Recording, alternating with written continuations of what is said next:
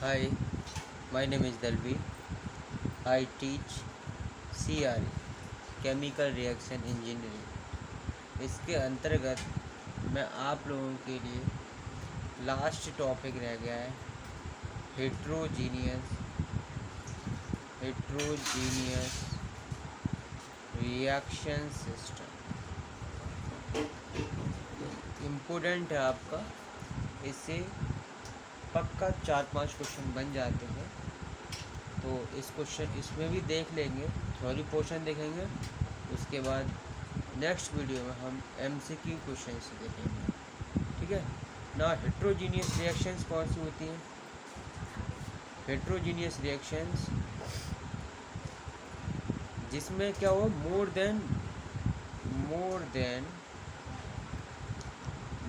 Then one phase,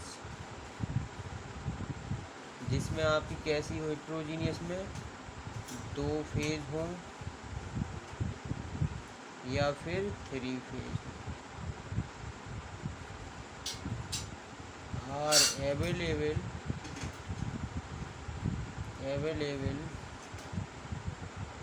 in the reaction. आपके reaction में 2 या 3 आप क्या हो, 2 फेज हो या 3 फेज हो, तो उसको क्या कहते हैं? Those reactions called heterogeneous reaction. ऐसी रिएक्शन जिसमें 2 या 3 फेज हो, more than 1 phase, that called is heterogeneous reaction. Heterogeneous reactions आपकी, जैसे मैंने एग्जाम्पल के तौर पे ले लेता हूँ। आपने देखा SO2 plus half O2 gives SO3 reaction कर रहा है। किसके? कैटलिस्ट आपका क्या है इसमें? B2O5 vanadium pentoxide. तो ये भी गैस है, ये भी गैस है, ये भी गैस है, तो ये क्या है? सॉलिड है। तो रिएक्टेंट, दूसरी डेफिनेशन क्या बन जाती है? Reactant comma product and catalyst and used catalyst are different phase called heterogeneous reaction. ठीक है, आई थिंक समझ में आ गया होगा। हेट्रोजीनियस रिएक्शंस 2 टाइप की होती है। एक होती है catalytic heterogeneous reaction,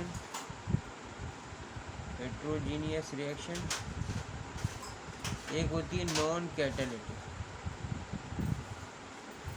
catalytic heterogeneous reaction. तो ये 2 टाइप की होती है आपकी। जैसे जो आपकी कैटालिटिक रिएक्शंस होती है, जैसा कि मैंने अभी H2SO4 को बनाना है, H2SO4 का उत्पादन किसके अंतर्गत आता है? कैटालिटिक में। SO2 plus half O2 reaction B2O5 SO3 बन गया। SO3 रिएक्शन करता है H2O से, तो आपका H2SO4 बन जाता है। ठीक है। नाउ अगर आप नॉन हेट्रोजीनियस रिएक्शन देखेंगे तो वहाँ पर उसका जो एग्जांपल हो सकता है रोस्टिंग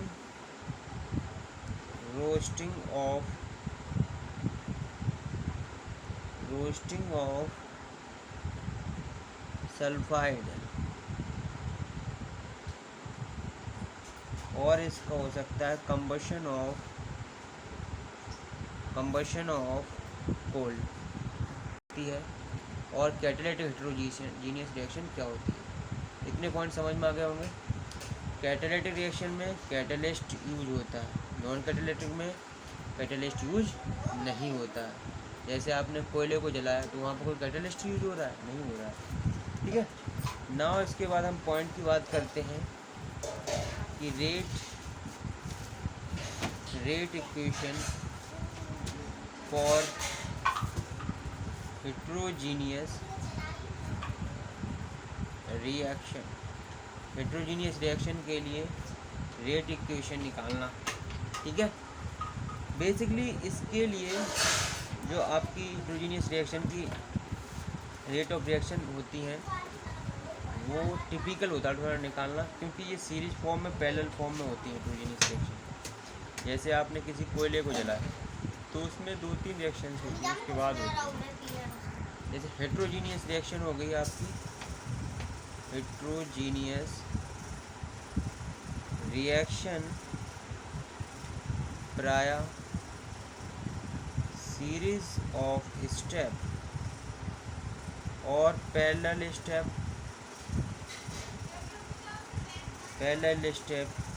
की बनी होती है।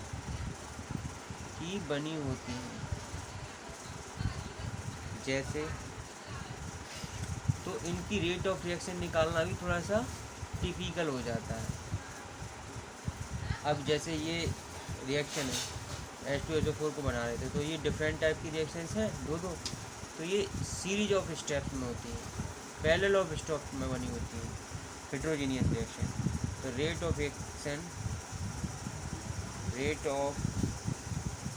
इक्वेशन बेस्ड, नंबर 1 पॉइंट ले लेते हैं, based on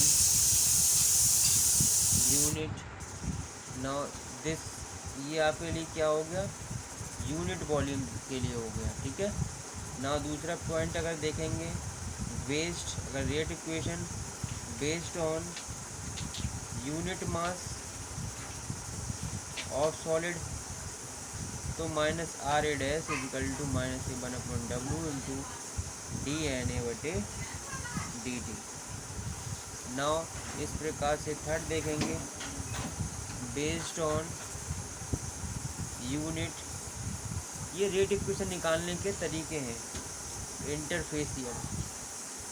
interfacial surface, different type के आपके सॉलिड या फिर जो आपके कैटालिस्ट होते हैं यूज होंगे, तो उसके हम मास निकालेंगे, इंटरफेसियल बेसिस पे निकालेंगे रेट ऑफ रिएक्शन। तो डिफरेंट टाइप से निकाल सकते हैं, 1/s इंटू dNA/dt, ठीक है। नाउ dNA/dt इजिकल टू, यहाँ पर आप देखेंगे क्या देखेंगे, minus RA into V minus RA dash into W minus RA double dash into S। ये तो निकल के आ रहा है। ये रेट ऑफ रिएक्शन निकालते हैं जब हम हेट्रोजीनियस की, तो बेसिकली यही आता है। अगर हमारे पास कोई रिएक्शन है, कोई भी एग्जांपल के तौर पर मैं बता देता हूँ, ए कोई गैस है, बी आपका कोई सॉलिड है, तो आपके पास आर कोई गैस प्राप्त हो रही है, ठीक है। इसके लिए रेट ऑफ रिएक्शन जो आप लिखेंगे, रेट ऑफ रिएक्शन लिखेंगे, वो आपका 1/kg plus 1/k double dash into CAG, ये इसके लिए रेट ऑफ रिएक्शन होगा, ठीक है। ये इसके लिए बेसिक रेट ऑफ रिएक्शन निकालते हैं तो वो होगा। नाउ अब बात करते हैं एक इम्पोर्टेंट पॉइंट की। अब कोई भी रिएक्शन है आपकी, कोई भी आपने देखा, अब एक पॉइंट इम्पोर्टेंट है, कोई भी रिएक्शन है आपकी, ए गिव्स टू प्रोडक्ट, तो आप ए से आर बन रहा है, आर से एस बन रहा है, ठीक है। तो ये कैसी है, पैरेलल रिएक्शन। अब पैरेलल रिएक्शन में जो स्टेप स्लोएस्ट होगा, कौन सा होगा, स्लोएस्ट स्टेप, आपकी रेट इसी स्लोएस्ट स्टेप पर डिपेंड करेगी, और कंट्रोल भी यहीं से होगी, किससे, स्लोएस्ट स्टेप से। चाहे इधर की तरफ हो रहा हो स्लोएस्ट स्टेप, चाहे इधर की तरफ हो रहा हो, स्लोएस्ट स्टेप पर डिपेंड करेगी। ठीक है, और वहीं पर हम रेट ऑफ रिएक्शन को डिफाइन करते हैं। नाउ अब बात कर लेते हैं contacting pattern for two phase system. ये इसी में पॉइंट है आप लोगों के सिलेबस में ही। नाउ कॉन्टैक्टिंग पैटर्न हम देखेंगे टू फेज सिस्टम। दो फेज सिस्टम के लिए कॉन्टैक्टिंग पैटर्न कितने प्रकार के होते हैं, ठीक है। हम कोई भी फ्लूइड्स को आपस में मिक्स करा रहे हैं या मिला रहे हैं तो कितने प्रकार से वो कॉन्टैक्ट कर सकते हैं। तो हेट्रोजीनियस रिएक्शन होती हैं, उसमें जो कॉन्टैक्टिंग पैटर्न होता है प्रायः फिजिकल और केमिकल रेट से प्रभावित होता है। ये कॉन्टैक्टिंग पैटर्न होता है वो इससे प्रभावित होता है। अगर दो फेज को आपस में कांटेक्ट कराने के निम्न तरीके होते हैं। बेसिकली दो टाइप के फ्लो कांटेक्ट के लिए प्रयोग होते हैं। एक होता है प्लग फ्लो, क्या होता है प्लग फ्लो, और बी होता है आपका मिक्स्ड फ्लो, ठीक है। ये दो फ्लो आपके कांटेक्ट के लिए प्रयोग होते हैं। कांटेक्ट कराने के निम्न तरीके होते हैं। कांटेक्ट पैटर्न के निम्न तरीके हैं। कौन कौन से हैं आपके, वो मैं भाई डायग्राम आपको डायग्राम के द्वारा देखिए कौन कौन से पैटर्न है। अगर आपके पास ऐसा कोई रिएक्टर है, एक आपके पास कोई फीड है ऐसी जा रही है, बी आपके पास में दो कोई भी रिएक्टर है उसमें एक कोई फीड है आपका ए तरीके से जा रहा है, एक बी तरीके से जा रहा है। तो आपका जो प्लग में फ्लो होगा आपका ए का और बी का, तो आपने देखा एक दूसरे के कैसे हैं, काउंटर में है। तो बेसिकली ये कैसा कहलाएगा, काउंटर करंट। एक दूसरा अगर आप देखेंगे, अगर ये इसी तरह से कोई रिएक्टर है, एक इस तरफ जा रहा है दूसरी भी इसी तरफ जा रही है, तो आपकी ये कैसे कहलाएगी, को करंट। कैसी कहलाएगी, को करंट। इसे पैरेलल भी बोल देते हैं, ठीक है।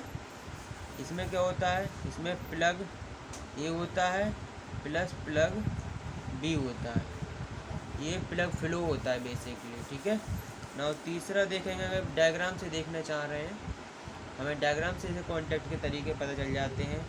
इस तरह से कोई आपके पास रिएक्टर है, एक ये इस तरह से जा रहा है और बी इस तरह से जा रहा है, तो ये कैसा है, क्रॉस फ्लो। कैसा है, क्रॉस कॉन्टैक्टर। ए प्लस प्लग बी, इस तरह से डी एक होता है। इस आपके पास कोई रिएक्टर है और ए इस तरह से आपका कोई जा रहा है ना, वी आपका इस तरह से जा रहा है। बी कैसा जा रहा है, मिक्स्ड फ्लो। कैसे होकर जा रहा है, मिक्स्ड प्लस प्लग ए, ठीक है ना। एक लास्ट पांचवा बचता है आपका, ये कोई रिएक्टर है,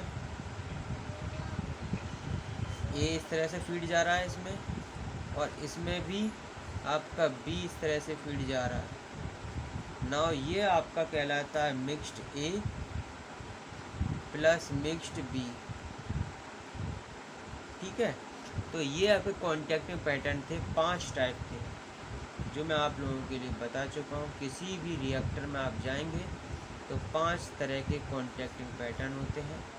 ये आपके कॉन्टैक्टिंग पैटर्न होते हैं, और 2 टाइप से होता है फ्लो, एक प्लग फ्लो होता है, एक मिक्स्ड फ्लो होता है। जो लहर करके जाता है ऊपर वो मिक्स्ड फ्लो होता है, जो सीधे जाता है वो प्लग फ्लो होता है, क्योंकि पीएफआर में आपने देखा होगा सीधे जाता है। नाउ बात कर लेते हैं अब इसके बाद फैक्टर कौन कौन से अफेक्ट करते हैं हेट्रोजीनियस रिएक्शन। कौन कौन से फैक्टर होते हैं जो हेट्रोजीनियस रिएक्शन को इफ़ेक्ट करते हैं। Factor affect the heterogeneous reaction. Basically ये 3 पॉइंट ही हैं आपके सिलेबस में। तो बेसिक अगर देखेंगे जो फैक्टर होते हैं हेट्रोजीनियस रिएक्शन को इफेक्ट करते हैं, एक आपका होता है मास इफेक्ट, और दूसरा होता है आपका हीट इफेक्ट हेट्रोजीनियस में। ये ही सबसे ज़्यादा इफ़ेक्ट करते हैं। मास इफ़ेक्ट क्या होता है, आपने क्या देखा, एक एग्जांपल लेके मैं बताता हूँ। आपने क्या किया, बर्निंग दी कोल को आपने बर्न किया, ठीक है। तो इस तरह से कोई पार्टिकल होगा इसके चारों तरफ एक फिल्म बन जाएगी, आपने देखा होगा, और वो फिल्म होगी एयर की। तो यहाँ से इसके अंदर ऑक्सीजन जा रही होगी और CO2 बाहर निकल रही होगी, ये पूरी फिल्म क्रिएट करेगा। तो बेसिक देखेंगे इसमें जो मास ट्रांसफ़र होगा, ऑक्सीजन इन आ रही है तो मास आ रहा है, एक तरफ मास जा रहा है, तो ये कहलाता है मास इफेक्ट बेसिकली। ना इसमें क्या होता है, मास ट्रांसफ़र ऑफ O2। आपने देखा मास का O2 का ट्रांसफ़र हो रहा है हमारे सराउंडिंग से, किस में आ रही है, कोल के जो पार्टिकल्स है उसमें आ रही है। और आपने देखा एग्जिट क्या हो रही है, exit mass transfer of CO2 क्या हो रही है, एग्जिट हो रही है। तो ये क्या है, एक प्रकार से मास इफेक्ट है। इससे क्या होता है, आपने देखा एक फिल्म क्रिएट हो रही है, तो ये आपका एक फैक्टर होता है जो हेटेरोजीनियस रिएक्शन को इफेक्ट करता है। दूसरा पॉइंट होता है हीट इफेक्ट। जब आपके हीट इफेक्ट होता है, आपके पास कोई ऐसी रिएक्शन है जो बहुत फास्ट है, आपके पास ऐसी रिएक्शन है जो बहुत फास्ट है। जब वो बहुत फास्ट होगी तो आपने देखा होगा वो क्या करेगी, डेल्टा H की वैल्यू निगेटिव होगी, दैट हीट को रिलीज़ करेगी,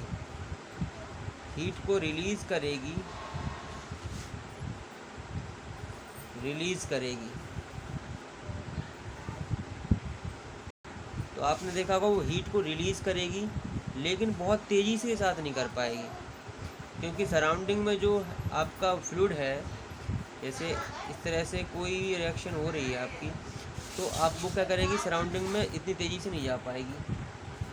now reaction is so fast, अगर आपकी रिएक्शन बहुत फास्ट हो रही है तो डेल्टा H की वैल्यू नेगेटिव होगी, तो हीट रिलीज़ होगी। और जब हीट रिलीज़ होगी तो वो सराउंडिंग इतनी तेज़ी से एब्जॉर्ब नहीं कर पाएगा। तेज़ी के साथ सराउंडिंग, तेज़ी के साथ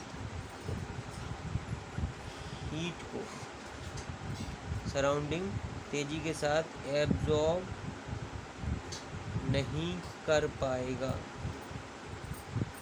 ठीक है। जब वो एब्जॉर्ब नहीं कर पाएगा तो क्या होगा, फिर उसमें दो कंडीशंस होंगी। जो आपका आइसोथर्मल कंडीशन थी वो अफेक्टेड होगी, आइसोथर्मल कंडीशन आर अफेक्टेड होगी, अफेक्टेड। वो कैसे अफेक्टेड होगी, नंबर 1, विद इन पार्टिकल के अंदर होगी, ठीक है। दूसरा पॉइंट आपका कहता है फिल्म, डेल्टा T फिल्म के अंदर होगी। जैसे ये कोई पार्टिकल है तो इसके चारों तरफ एक फिल्म बन जाती है, तो ये भी एक फिल्म के अंतर्गत भी होगी और विद इन पार्टिकल के अंतर्गत होगी। नाउ अगर हम बात करें, अगर आप देखें ये, अगर ये आपको कोई पैलेट है, क्या है, पैलेट है, कोई गोली है, और इसके चारों तरफ का जो एनवायरनमेंट है, ये पैलेट बहुत ज़्यादा हाइयर है, तो एनवायरनमेंट क्या है उसका बहुत ज़्यादा कूल हो जाएगा, तो ये क्या करेगा, एनवायरनमेंट की तरफ हीट जाने लगेगी, तो डेल्टा T क्रिएट हो जाएगी, नहीं हो जाएगी। ऐसे ही पार्टिकल के अंदर होगी, ठीक है। तो ये हीट इफेक्ट समझ में आ गया होगा। हीट इफेक्ट में अगर आपकी रिएक्शन नंबर 1 पॉइंट बनता है, एक्सोथर्मिक है, कैसी है, एक्सोथर्मिक रिएक्शन है, तो आप क्या होगा, डेल्टा H की वैल्यू निगेटिव होगी। जब डेल्टा H की वैल्यू निगेटिव होगी तो आपका जो पार्टिकल है आपका, जो भी पार्टिकल है वो गर्म होगा, किससे, सराउंडिंग की अपेक्षा, सराउंडिंग की अपेक्षा, ठीक है। गर्म होगा, जब गर्म होगा तो आपकी क्या कहलाएगी, नॉन आइसोथर्मल। एक आइसोथर्मल कंडीशन होती है, एक नॉन आइसोथर्मल कंडीशन होती है। तो non isothermal condition, non isothermal condition rate is greater than isothermal condition,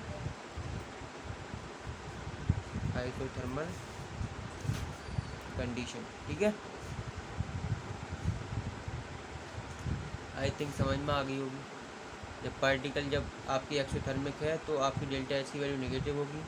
particle गर्म होगा किसके, सराउंडिंग के अपेक्षा, तभी हीट को रिलीज करेगा।